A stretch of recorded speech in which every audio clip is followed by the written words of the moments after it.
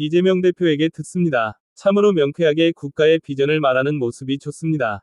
현재 조기 대선 시 선두주자인 이 대표의 의견을 집약해봅니다. 윤석열 대통령의 탄핵 심판 최종 변론에 대해서 말씀해 주시기 바랍니다. 이번 탄핵 사태를 겪으면서 일단 뭐 국민의 한 사람으로서 용서할 수 없는 그런 분노도 느끼긴 하지만 제가 보기에는 대통령께서 행복하지 않았던 것 같습니다. 뭔가 불만이 가득하고 세상이 마땅치 않고 급기야 제거해야 되겠다 이런 생각을 하셨던 것 같아서 얼마나 불행했겠어요. 그래서 마음속에 어쩌면 지옥을 만들고 스스로 들어가 계신 게 아닌가. 근데 그건 윤 대통령뿐만이 아니라 정치인들 상당수가 그런 경향이 있어 보여요. 그래요? 괴로워하는 거죠. 최선을 다하고 보람을 느끼고 힘들면 또 힘든 대로 또 인정해 주는 게 있지 않습니까? 그러니까 힘든 거와 다른 문제예요. 네. 힘들어도 행복해야 된다.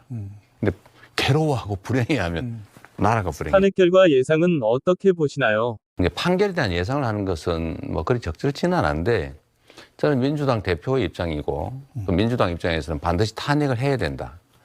뿐만 아니라 탄핵될 사안이다. 네. 이렇게 판단해서 탄핵을 제기했고 또 여당의 일부 의원들까지도 가담을 해서 탄핵 의결이 났지 않습니까? 또 국민의 압도적 다수가 바라고 있고 다시 복귀할 경우를 생각하면 끔찍하죠. 뭐 그런 종합적인 그 면들을 보면 헌법재판관 8분 지금 계신데 아마 저는 만장일치로 심판하지 않을까, 인정하지 않을까 싶고요. 만약에 이거를 뭐 현재 상태로 대통령직을 유지해도 된다라고 결론을 낸다는 것은 막 쿠데타 뭐 마음에 안 들면 막 해도 되고 네. 헌법에 있는 조건 갖춰지지 않은 상태에서도 그 절차도 거치지 않고 헌법이 금지한 국회까지도 막 해산해가면서 막 할 수 있다를 인정하는 거지 않습니까? 네. 이건 나라를 포기하는 거죠.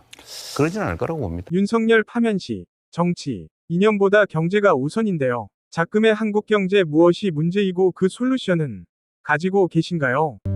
우리 헌법에도 균형 있는 국민 경제 성장과 안정 이게 이제 헌법에 국가의 의무로 돼 있어요. 이게 지향으로 돼 있죠. 네. 민주당은 그러면 복지, 분배 이런 얘기를 좀 많이 했는데 네. 그럼 성장이나 경제 얘기를 안 했던 거냐?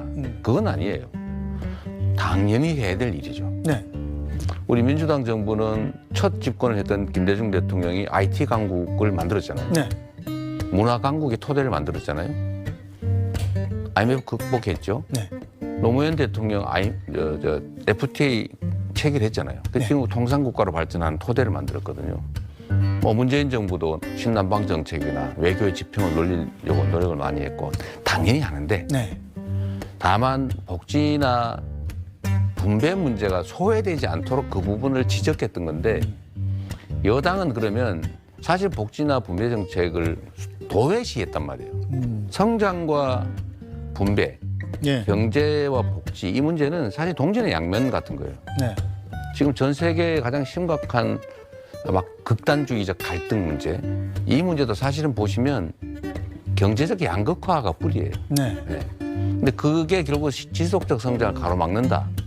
그러니까 균형 있는 성장 정책, 배분의 공정성 이런 것들이 지속적 경제 성장의 토대다, 유일한 길이다라고 IMF, 세계은행, OECD 다 그렇게 권고해요. 네. 그러니까 결국은 성장과 그 복지의 문제는 동전의 양면 같은데 저쪽은 경제 얘기만 하고 네. 우리는 경제는 당연한 거니까 저들이 도외시하는 복지, 분배 문제 많이 얘기하니까 마치 민주당은 분배, 복지 얘기만 하고 네. 좀 성장, 경제 얘기만 하니까 이게 보수고 이게 진보인가 보다 이렇게 생각했는데 성장의 문제, 그러니까 국민의 먹고 사는 문제 네.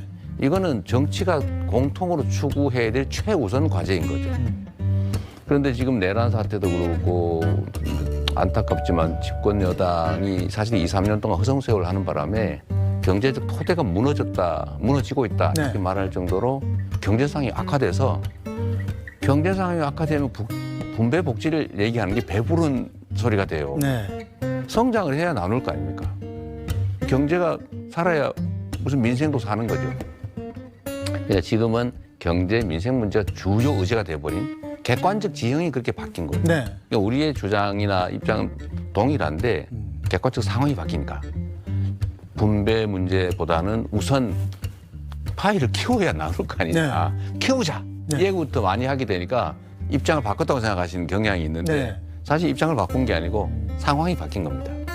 최근의 성장을 강조하시는 점에서 분배 및 성장은 양립이 어렵다고들 하는 점에서 바뀐 것 아니냐고 염려들 하는 데 대해서 설명을 부탁드립니다. 성장이나 경제는 기본 중에 기본인데 네. 예를 들면 국가가 해야 될 일대 과제는 공동체의 안전을 지켜내는 거예요. 예를 들면 외부의 침략으로부터 공동체 자체를 지키는 소위 안보. 두 번째는 그 구성원 내부의 공정한 질서를 유지하는 치안, 질서.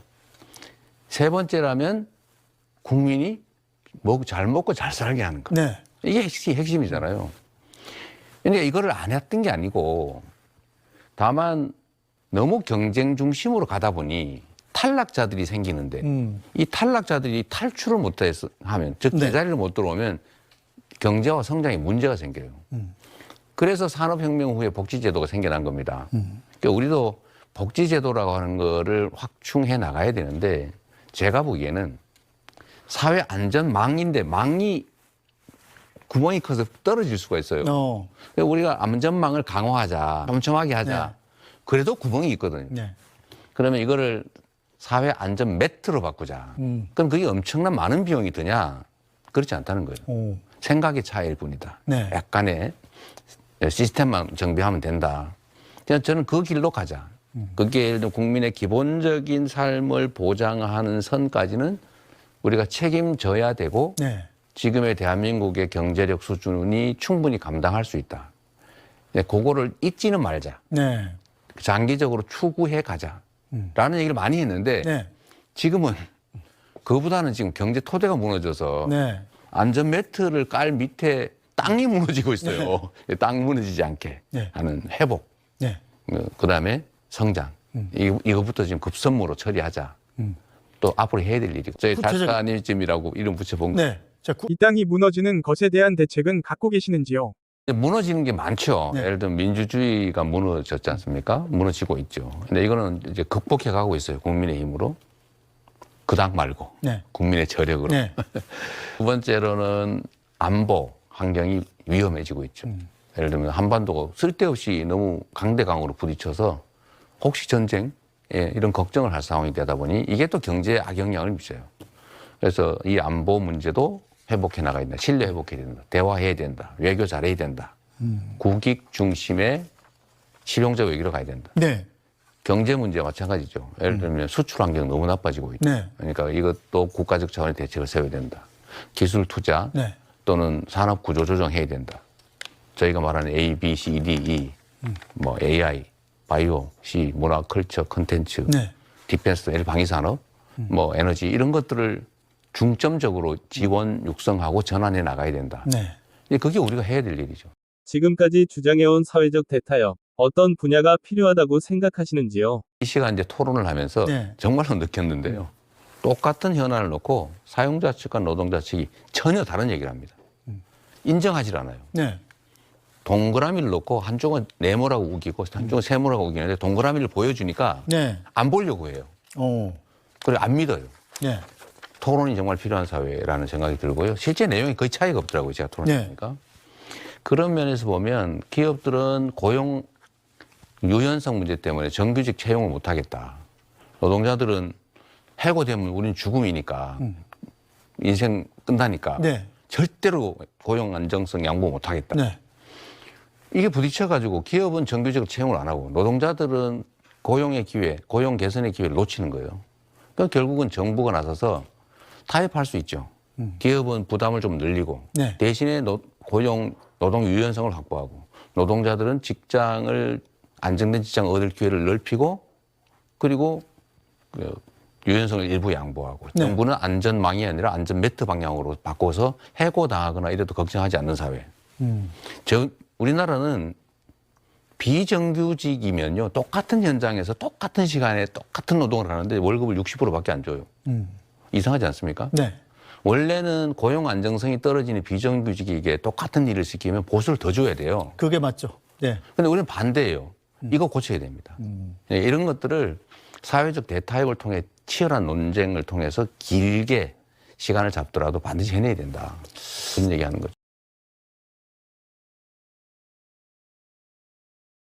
이게 좀 황당한 일인데 첫째, 예. 반도체에 대한 지원해주자. 네. 그 기반 시설에 대한 투자라든지 아니면 조세 감면을 해주자. 이거 네. 민주당이 만든 아니에요. 네.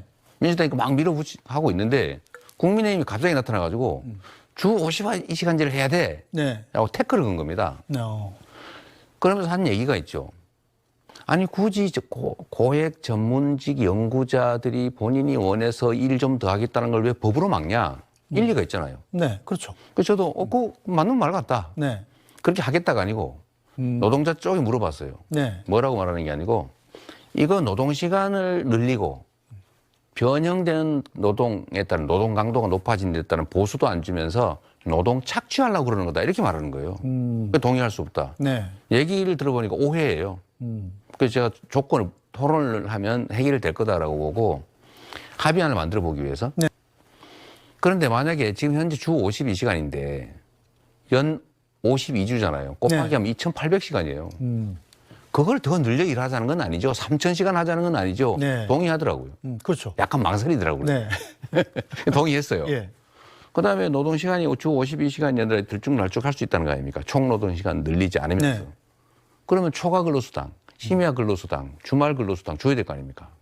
주말에 12시간 일했다 밤늦게 하면 네. 250% 줘야죠. 주겠냐? 주겠대요. 네. 그러면 그렇게 만듭시다. 그랬더니 결론이 뭐냐? 못 믿겠다예요. 어. 그럼 믿게끔 안전장치를 만들자. 이 네. 얘기를 하다 끝이 났는데 네. 이러다 보니까 주 52시간제 새롭게 만든다는 게 의미가 없게 되는 거예요. 무슨 얘기냐면 네. 기존에 52시간제 예외 제도가 4개인가 있습니다. 네. 승인받거나 하면 돼요, 노동부가. 그렇죠. 그걸로 하면 그 대신에 총노동시간이 늘어날 수도 있고 어. 초과 근로수당이나 이런 걸 일부 덜 줄 수도 있게 돼 있어요. 그래서 사용자 측이 훨씬 유리한 겁니다. 어. 남아있는 쟁점은 뭐냐. 네. 지금 3개월 단위로 변형을 인정하는데 몰아 일하기를 3개월 단위로 노동부가 허가를 하는데 네. 이걸 한 6개월 이렇게 늘려달라는 게 실제 내용이에요. 그럼 노동부가 하면 돼요. 네. 지금도 법에 할 수 있게 돼 있어요. 싸울 이유가 없는 걸 가지고 싸우고 있어요. 우리는 반도체 산업 지원 필요성이 있으니 해주겠다. 네. 지금 이거 가지고 싸우고 있는데 실익도 없는 거 가지고 싸우고 있는데 네. 빼고 이것부터 하자 할 때 안 된다고 해요. 어떤 태도가 바람직한지는 우리 국민 여러분께서 판단해 주시고요. 지금은 최종 결론으로 제안된 게 그겁니다. 사업자 쪽에서 그거 필요 없다. 네. 지원법안 해줘라. 그리고 노동부가 빨리 유연하게 허가해 줄 수도 있다는 뉘앙스의 선언적 규정만 넣어달라 이렇게 네. 얘기하고 있어요. 그런데 국민의힘이 반대합니다. 뭐 말이 안 되지 않나요? 요즘 이슈화된 상속세 18억까지 감세에 대해 국민의힘에서 초부자 감세라 하는데 어떻게 생각하시나요? 국민의힘의 주장은 지금 그겁니다. 그 50%를 내는 초고액 상속 구간이 있어요. 네. 그러니까 과표 기준으로 30억 넘으면 50%를 내게 돼 있어요. 네. 그걸 40%로 낮추자는 주장을 해요. 그렇죠. 고액 상속자에 대해서만 네. 10%포인트 세금을 깎아주자. 이게 이거야말로 진정한 의미의 이제 초부자 네. 감세인데. 그렇죠. 근데 그런 입장에서 우리를 초부자 감세라고 욕할 것 같지는 않고요. 다 그냥 한꺼번에 하자. 네. 자기들 것도 받아라. 우리 입장에서는 이 실제 가격에다 기초공제까지 감안을 하면 60억 정도 상속을 하는 사람 그 이상만 네. 50% 상속세를 내요. 그 50%가 옳은지 그런지는 다음 문제로 하고 지금 그거부터 깎아줄 때냐. 세수도 부족한데 네. 우리 얘기한 대로 기초공제를 올리자. 네. 28년 전 개발도상국가 시대에 정해놓은 거다. 네.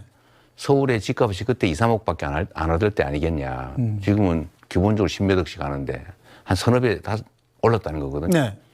그러니까 이게 어떤 일이 벌어졌냐 하면 아버님이 예를 들면 아내가 남편이 돌아가 있었어요. 네. 떠나보내고 슬퍼 괴로워서 겨우 마음 진정하고 있는데 상속이 돼가지고 세금을 몇 억을 내라고 나와요. 그렇죠. 근데 수입이 없어요. 결론은 부모님이 떠나고 배우자가 떠나니 그 집을 내가 떠나야 돼요. 얼마나 슬프겠어요. 네. 정부 정책이나 제도로 가는 것이 개인에게 슬픔과 고통을 강요하면 안 된다. 네. 왜 그래야 됩니까? 얼마 되지도 않아요. 많아봐야 6천억에서 1조 원 이내라는데 그 대기업들 세금 네. 깎아준 건 수십조 원 아닙니까? 네. 그 몇몇 채. 그러니까 이런 건 옳지 않다. 그러니까 서울 수도권 어디든 대부분 다 해당될 테니까 그 가족들 떠났는데 집 한 채 때문에 집 팔고 또 저기 어디 멀리 떠나는 일을 하게 하지 말자. 그런 거죠. 네. 이거는 진보와 보수의 문제가 아니에요. 네. 상식과 양식의 문제죠. 근로소득세 감세와 관련 월급방위대의 역할은 뭔가요? 사실 그거는 이제 임광현 의원하고 저하고 네. 의논해가지고 그 아이디어를 냈는데 네. 월급쟁이들이 사실은 그 유리지갑이라고 해서 사실 다 틀리고 있어요. 다른 데는 뭐 세금 조정이라도 하고 소위 네. 말하는 절세도 하는데 절세도 안 돼요. 딱 월급 풍채 딱 뭐 떼버리잖아요. 그렇죠. 정말 투명하죠. 네. 뭐 용돈도 사실은 마련하기 어려운 네, 그런 정도인데 문제는 이 근로소득세를 내는 사람들이 강제 증세, 네. 비공식 강제 증세를 당해왔어요. 물가가 오르고 있기 때문에. 물가는 오르는데 그럼 명목 임금도 오르죠. 네. 그런데 과표는 그대로 있어서 과표는 누진제 아닙니까? 네. 하위는 6%, 뭐 상위로 15, 20, 30 이렇게 돼 있는데 자꾸 올라가서 세금 납부 비율이 올라가요. 소득은 늘지 않는데 세금은 네. 자꾸 늘어가는 거죠. 이렇게 중산층에 해당되는 월급쟁이들 연간 지금 현재 상태로 12, 3조 원을 뺏기고 있다는 겁니다. 네. 엄청나죠. 10년을 따지면 뭐 기타 등등 다 고려해도 한 100조 내지는 50조에서 100조 정도를 더 낸 거예요. 네. 중산층이 열버진 이유 중에 하나일 수도 있을 겁니다. 그래서 이거를 상식에 맞춰서 하자. 네. 그게 과표를 제대로 조정하자. 세수펑크에 대한 대책은 무엇인가요? 조정을 해야 됩니다. 어. 예를 들면 부당하게 내야 될 세금을 안 내는 경우도 많고요. 네. 감세, 면세, 감면 제도도 좀 손을 봐야 되고 또는 초부자 감세도 좀 조정해야 되고요. 예를 들면 지금 저 국민의힘이 얘기하는 것처럼 1,000명도 안 되는 60억 이상 되는 그 상속자들 때문에 그 깎아줘서 세수 결손하는 게 엄청나단 말이에요. 네. 그럴 필요가 없다. 전체적인 조정을 하자는 것이고요. 또 하나는 이 단기적으로 어렵습니다. 지금 재정이 너무 어려워서 네. 좀 장기 목표를 가지고 조정해 나가면 어떻겠냐. 또 하후 상박의 원리에 따라서 좀 상하 간의 조정도 좀 하고 네. 다른 영역들 간의 조세 부담도 좀 조정하고 네. 천천히 해나가야죠. 세금 개편 등 우클릭이라는 비판에 대해서는 어떻게 생각하시나요?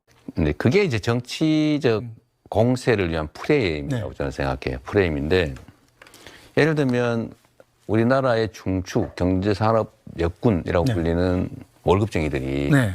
왜 과도하게 이렇게 세금을 내야 됩니까? 근데 법인세는 거의 고정이고 네. 근로소득세는 쭉 늘어나서 지금 왜 이렇게 해야 되냐? 왜 더 많이 내냐? 그러니까 중산층이 열버지지 않냐? 이거는 좌우의 문제가 아니고 상식의 문제다. 좌든 우든 해결해야 될 상식의 문제.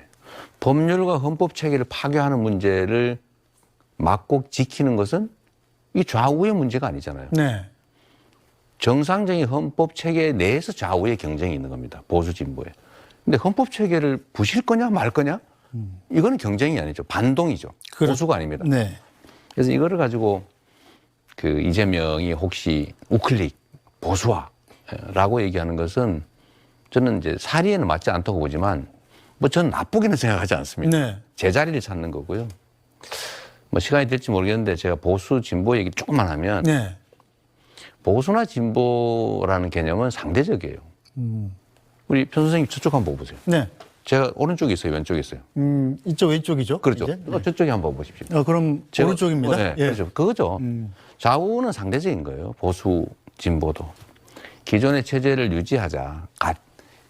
좋은 가치 있는 질서를 유지하자. 네. 보수. 좀 바꿔서 다 똑같은 목표는 바꿔서 해보자. 진보. 근데 이 제도나 이 질서가 잘못됐다면 일단 그거를 바꾸는 것은 진보로 보일 테지만 네. 더 본질적으로 보면 그 자체가 보수적이죠. 더 좋은 질서를 만드는 거니까요. 네. 그래서 이거를 지금 그 예를 들면 계엄, 네. 반헌법 계엄, 난동, 폭동, 제거, 극단주의, 막 법원 기습, 헌재 기습 이런 거는 보수가 아닙니다. 이건 반동이죠. 지켜야 될 가치를 파괴하는 여기에 동조하는 세력을 누가 보수라고 부릅니까? 그러니까 지금 현재는 국민의힘이 사실 이 태도를 취하고 있기 때문에 제가 좀 미안하지만 극우 반동이라고 하면 또 단어가 좀 그러니까 극우 파시즘이다 이거. 이렇게 얘기하는 거죠. 존경하는 이재명 대표님, 오늘도 명쾌하고 비전이 보이는 말씀 감사드립니다. 구독과 좋아요는 영상 제작에 큰 도움이 됩니다.